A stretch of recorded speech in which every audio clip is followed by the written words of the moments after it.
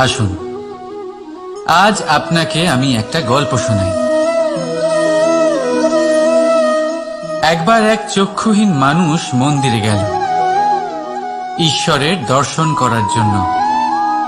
এবারে যখন ওখানে উপস্থিত লোকেরা জানতে পারল যে এই ব্যক্তি চক্ষুহীন, তখন কিছু লোক তাকে উপহাস করতে শুরু করে দিল। যে ব্যক্তি সম্পূর্ণরূপে দৃষ্টিহীন, সে কি করতে এসেছে এখানে? হয়তো সে ঈশ্বরের কাছে নালিশ করতে এসেছে যে কেন আপনি আমার দৃষ্টি কেড়ে নিলেন। কিন্তু এই সকল কথায় সেই চক্ষুহীন ব্যক্তি নিজেকে নিরাশ হতে দিল না। সে হাসল আর শুধুমাত্র একটাই কথা বলল সে, মানলাম যে আমার ভাগ্য আমার থেকে আমার দৃষ্টি কেড়ে নিয়েছে, কিন্তু আমি অভাগা নই, কারণ আমার ঈশ্বর, উনি আমায় দেখতে পাচ্ছেন।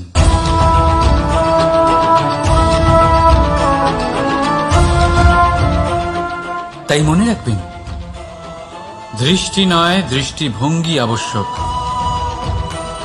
যদি আপনার দৃষ্টিভঙ্গি শুভ হয়, তাহলে অশুভর মধ্যেও আপনি শুভ দেখতে পাবেন। আর মন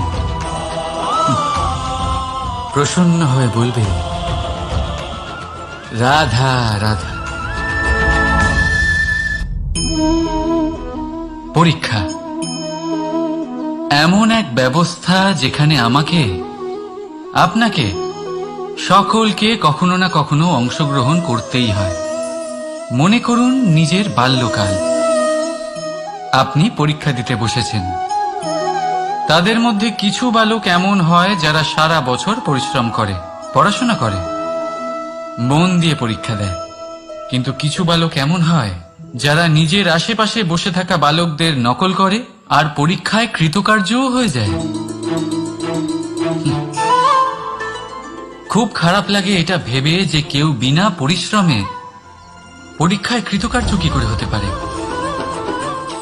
কিন্তু মনে রাখবেন, যারা নকল করেন তারা পরীক্ষায় কৃতকার্য অবশ্যই হয়ে যান, কিন্তু সফল নয়। কারণ আমরা এক বিশেষ কথা ভুলে যাই, যে প্রত্যেক মানুষের ব্যক্তিত্ব আলাদা হয়। আপনি অন্যদের নকল করে নিজের জীবন অতিবাহিত করতেই পারেন, কিন্তু যদি নিজের জীবনে সাফল্য লাভ করতে হয়, যদি নিজের জীবনে আনন্দ পেতে হয়, তাহলে মনে রাখবেন, নিজের প্রশ্নগুলোর উত্তর জীবনে নিজেকেই খুঁজে বের করতে হবে। রাধা রাধা। মানুষ যখন সাফল্য অর্জন করে, তখন তার মধ্যে জাগে অহংকার। আর এই সময় মানুষ সচরাচর একটা কথা ভুলে যায়, নত হতে। সে ভাবে যে আমি কারোর সামনে কেন নত হব। আর এটা এই কারণে হয়, কারণ মানুষ এক গুরুত্বপূর্ণ কথা ভুলে যায়, যে এই সংসারে, এই জীবনে সে যা অর্জন করেছে,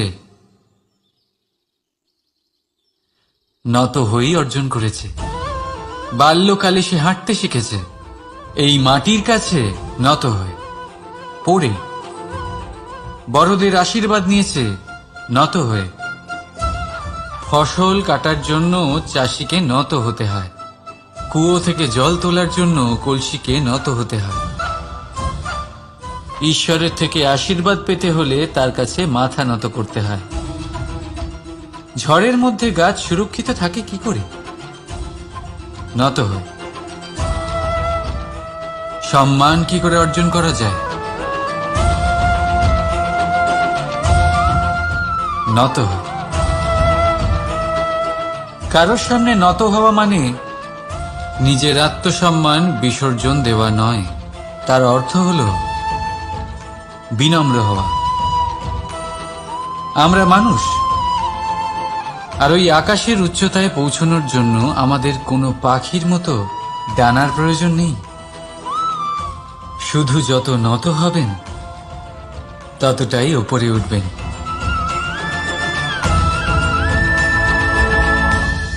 রাধা রাধা, আপনি এই সংসারে এমন অনেক মানুষ চেনেন যারা অত্যন্ত স্বার্থপর, যারা শুধুমাত্র প্রয়োজন পড়লেই আপনার কথা মনে করে। তাছাড়া বহু বছর তাদের দেখাই পাওয়া যায় না, কিন্তু যখনই তাদের আপনার সাহায্যের প্রয়োজন পড়ে হাত জোর করে আপনার সামনে এসে উপস্থিত হয়। বড়ই রাগ হয় এদের ওপরে, মন ভারী হয়ে ওঠে। মন এই কথাই বলে যে এই ব্যক্তির সাহায্য করা উচিত নয়, কিন্তু আপনি এরকম কখনোই করবেন না। আপনি বলবেন, কেন বলছি আমি এই কথা? মনে রাখবেন, আলোর খোঁজ মানুষ শুধুমাত্র তখনই করে যখন অন্ধকার গভীরতর হয়। তাকে স্বার্থপর ভেবে নিজের মনকে বিচলিত করবেন না। নিজেকে আলো মনে করে আনন্দে থাকুন। ভাগ্যবান মনে করুন নিজেকে, যে কারোর বিপদের সময় তার আপনার কথা মনে পড়েছে, যে আপনি এই সংসারে কাউকে সাহায্য করার যোগ্যতা রাখেন। এই জীবনে কেউ স্বার্থপর বলে নিজের দৃষ্টিভঙ্গি কখনোই পাল্টাবেন না। শুধুই নজর রাখুন নিজের পরমার্থের ওপরে। মন প্রসন্ন হয়ে বলবে, রাধা রাধা। কখনো কোনো পাখিকে দেখেছেন? যখন তারা ডিম পাড়তে প্রস্তুত হয় তখন তারা সবচেয়ে আগে একটা স্থান খোঁজে, একটা স্থান যা বর্ষা, রৌদ্র আর শত্রুর থেকে সুরক্ষিত হয়। তারপর তারা বাসা তৈরি করে, তারপরেই ডিম পাড়ে। আর তারপর যখন সেই ডিম ফুটে তার সন্তানদের জন্ম হয়, সে তাদের খাবার খাওয়ায়, তাদের রক্ষণাবেক্ষণ করে। কিন্তু যখন তাদের ডানা গজায়, তখন না সে তাদের খাবার দেয় আর না তাদের বাসা বানাতে শেখায়। শুধুমাত্র তাদের উড়তে শেখায় সে। তারপর সেই বাচ্চারা আকাশে উড়তে শিখে নিজেরাই নিজেদের খাবার জোগাড় করতে শিখে যায়, নিজেরাই নিজেদের বাসা বানাতে শিখে যায়। আর আমরা মানুষেরা কি করি? আমাদের সন্তান বড় হয়ে যাওয়া সত্ত্বেও তাদের নিয়ে সর্বদা দুশ্চিন্তা করি। তার জন্য আমরা গৃহ নির্মাণের চেষ্টা করি। নিজের সন্তানকে আরো শক্তিশালী করে গড়ে তোলার বদলে তাকে আমরা দুর্বল করে দিই। জীবনে সেটাই করুন যা একটা পাখি করে। নিজের সন্তানকে আকাশে ওড়ার শিক্ষা দিন, সংস্কার দিন, আর একটা নির্দিষ্ট সময়ের পরে তাকে নিজের আকাশ নির্ধারণ করতে মুক্ত করে দিন। রাধা রাধা। সাগরে সেতু বাঁধার গল্প তো আপনারা নিশ্চয়ই শুনে থাকবেন। রামচন্দ্রের সেনাকে 100 যোজন সমুদ্র অতিক্রম করে লঙ্কায় আক্রমণ করতে হতো। সেতুকার নল আর নীল সেতু বাঁধার উপায় বের করল, কিন্তু প্রশ্ন ছিল সেতু বাঁধা কি করে হবে?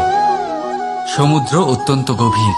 কত পাথর দেওয়া হলে এই বিশাল সমুদ্র অতিক্রম করা সম্ভব হবে? তখন এক উপায় নির্ধারিত হল। পাথরের ওপর লেখা হলো রামের নাম। আর যখন সেই পাথরগুলোকে সাগরে ফেলা হলো, সেগুলো ভাসতে লাগলো।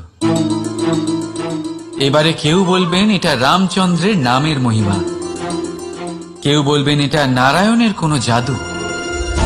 কিন্তু না, এটা রামচন্দ্রের সেই গুণ, ওনার ব্যক্তিত্বের সেই মহান দিক যা ওনার প্রতিনিধিত্ব করেছে। তাই সেই পাথরও সাগরে ভেসে ওঠে।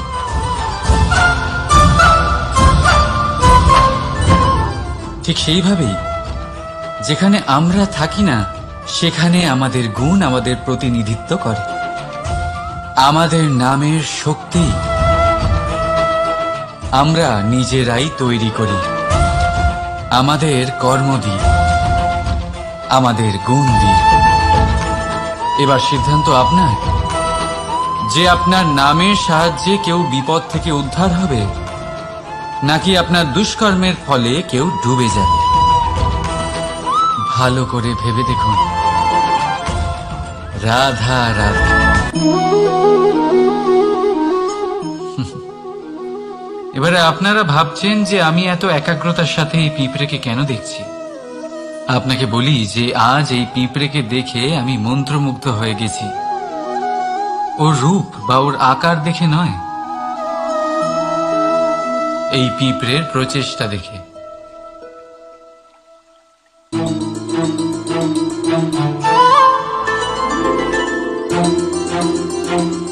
আপনি জানেন, অজস্র পরিশ্রমের পরেই পিঁপড়ে তার নিজের একটা ছোট বাড়ি বানাতে পারে, যা অন্য প্রাণীদের জন্য অত্যন্ত সহজ ব্যাপার।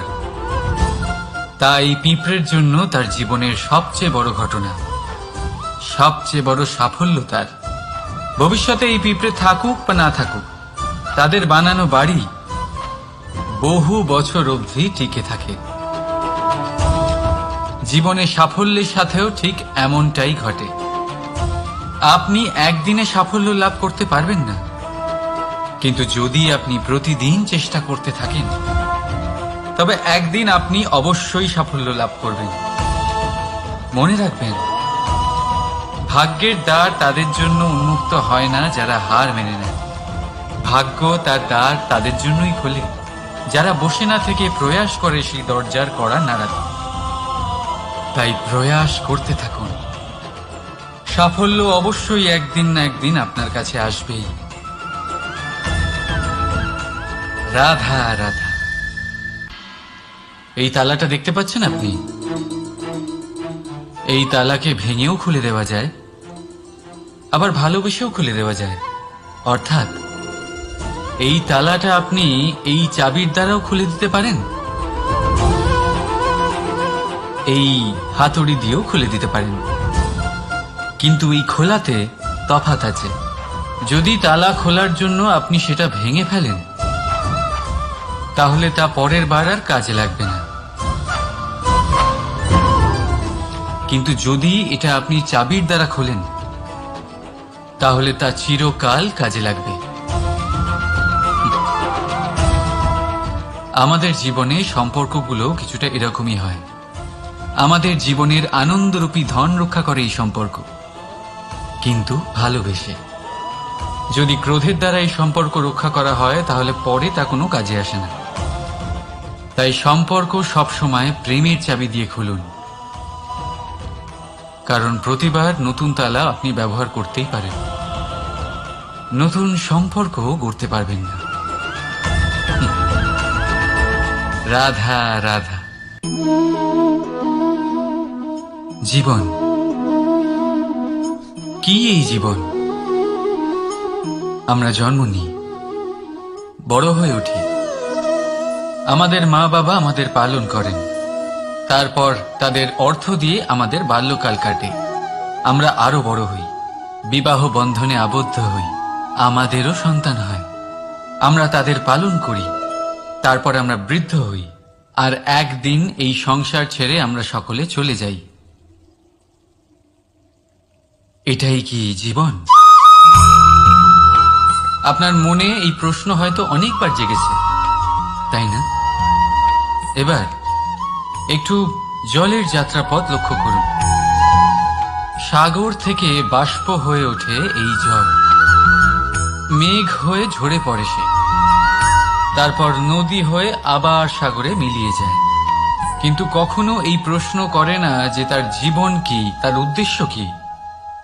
প্রতিটা মুহূর্ত বাঁচে সে, আর অন্যদের যতখানি সম্ভব সাহায্য করে।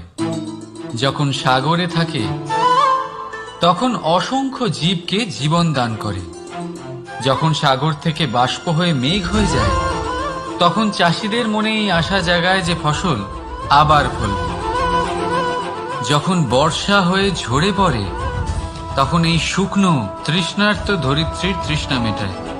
আর যখন নদীতে থাকে, তখন তার পাড়ে নানান গাছপালার জন্ম দেয়।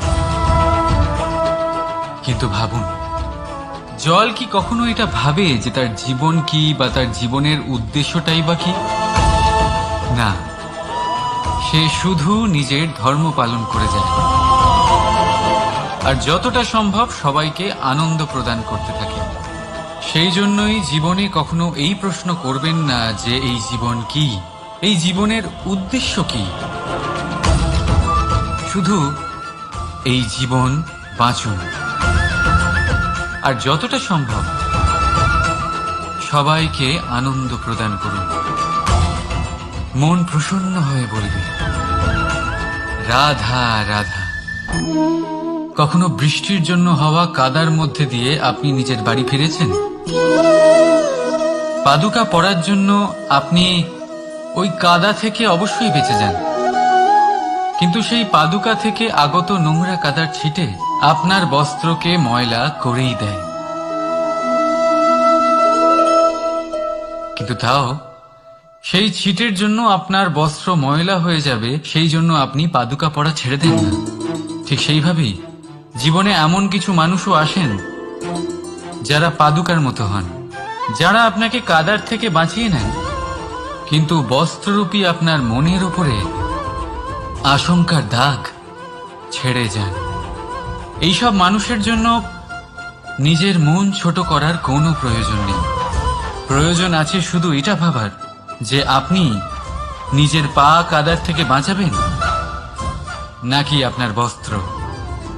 জীবনে গম্ভীর হওয়া ভালো কথা, কিন্তু সমস্ত বিষয় যদি গম্ভীরভাবে ভাবতে থাকেন তাহলে জীবনের আনন্দটাই শেষ হয়ে যাবে।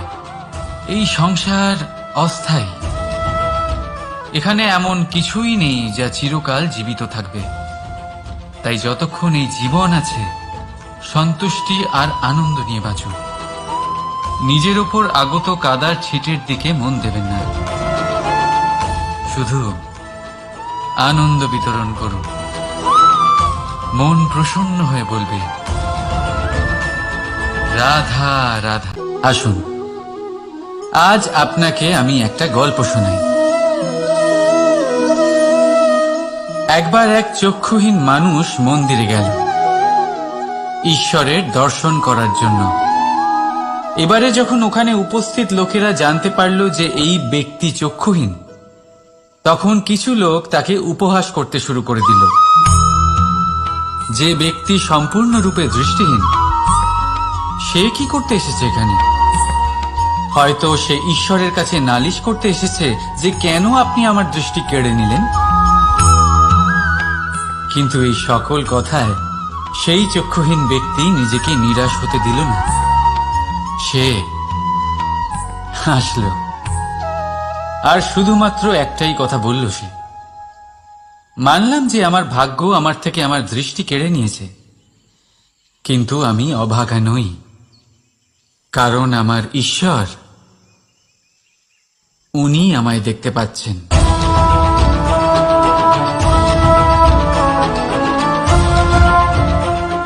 তাই মনে রাখবেন, দৃষ্টি নয় দৃষ্টিভঙ্গি আবশ্যক। যদি আপনার দৃষ্টিভঙ্গি শুভ হয় তাহলে অশুভর মধ্যেও আপনি শুভ দেখতে পাবেন। আর মন প্রসন্ন হয়ে বলবে রাধা রাধা। পরীক্ষা এমন এক ব্যবস্থা যেখানে আমাকে, আপনাকে, সকলকে কখনো না কখনো অংশগ্রহণ করতেই হয়। মনে করুন নিজের বাল্যকাল। আপনি পরীক্ষা দিতে বসেছেন। তাদের মধ্যে কিছু বালক এমন হয় যারা সারা বছর পরিশ্রম করে, পড়াশোনা করে, মন দিয়ে পরীক্ষা দেয়। কিন্তু কিছু বালক এমন হয় যারা নিজের আশেপাশে বসে থাকা বালকদের নকল করে আর পরীক্ষায় কৃতকার্যও হয়ে যায়। খুব খারাপ লাগে এটা ভেবে যে কেউ বিনা পরিশ্রমে পরীক্ষায় কৃতকার্য কি করে হতে পারে। কিন্তু মনে রাখবেন, যারা নকল করেন তারা পরীক্ষায় কৃতকার্য অবশ্যই হয়ে যায়, কিন্তু সফল নয়। কারণ আমরা এক বিশেষ কথা ভুলে যাই যে প্রত্যেক মানুষের ব্যক্তিত্ব আলাদা হয়। আপনি অন্যদের নকল করে নিজের জীবন অতিবাহিত করতেই পারেন, কিন্তু যদি নিজের জীবনে সাফল্য লাভ করতে হয়, যদি নিজের জীবনে আনন্দ পেতে হয়, তাহলে মনে রাখবেন নিজের প্রশ্নগুলোর উত্তর জীবনে নিজেকেই খুঁজে বের করতে হবে। রাধা রাধা। মানুষ যখন সাফল্য অর্জন করে তখন তার মধ্যে জাগে অহংকার, আর এই সময় মানুষ সচরাচর একটা কথা ভুলে যায়, নত হতে। সে ভাবে যে আমি কারোর সামনে কেন নত হব। আর এটা এই কারণে হয় কারণ মানুষ এক গুরুত্বপূর্ণ কথা ভুলে যায়, যে এই সংসারে, এই জীবনে সে যা অর্জন করেছে নত হয়েই অর্জন করেছে। বাল্যকালে সে হাঁটতে শিখেছে এই মাটির কাছে নত হয়ে, পড়ে। বড়দের আশীর্বাদ নিয়েছে নত হয়ে। ফসল কাটার জন্য চাষিকে নত হতে হয়, কুয়ো থেকে জল তোলার জন্য কলসিকে নত হতে হয়। ঈশ্বরের থেকে আশীর্বাদ পেতে হলে তার কাছে মাথা নত করতে হয়। ঝড়ের মধ্যে গাছ সুরক্ষিত থাকে কি করে? নত হয়। সম্মান কি করে অর্জন করা যায়? নত হয়। কারোর সামনে নত হওয়া মানে নিজের আত্মসম্মান বিসর্জন দেওয়া নয়, তার অর্থ হল বিনম্র হওয়া। আমরা মানুষ, আর ওই আকাশের উচ্চতায় পৌঁছানোর জন্য আমাদের কোনো পাখির মতো ডানার প্রয়োজন নেই। শুধু যত নত হবেন ততটাই উপরে উঠবেন।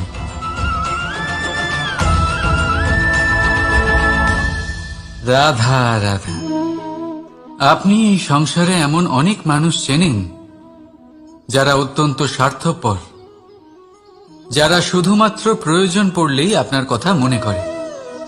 তাছাড়া বহু বছর তাদের দেখাই পাওয়া যায় না, কিন্তু যখনই তাদের আপনার সাহায্যের প্রয়োজন পড়ে হাত জোর করে আপনার সামনে এসে উপস্থিত হয়। বড়ই রাগ হয় এদের ওপরে, মন ভারী হয়ে ওঠে। মন এই কথাই বলে যে এই ব্যক্তির সাহায্য করা উচিত নয়, কিন্তু আপনি এরকম কখনোই করবেন না। আপনি বলবেন, কেন বলছি আমি এই কথা?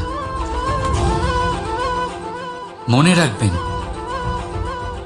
আলোর খোঁজ মানুষ শুধুমাত্র তখনই করে যখন অন্ধকার গভীরতর হয়। তাকে স্বার্থপর ভেবে নিজের মনকে বিচলিত করবেন না। নিজেকে আলো মনে করে আনন্দে থাকুন।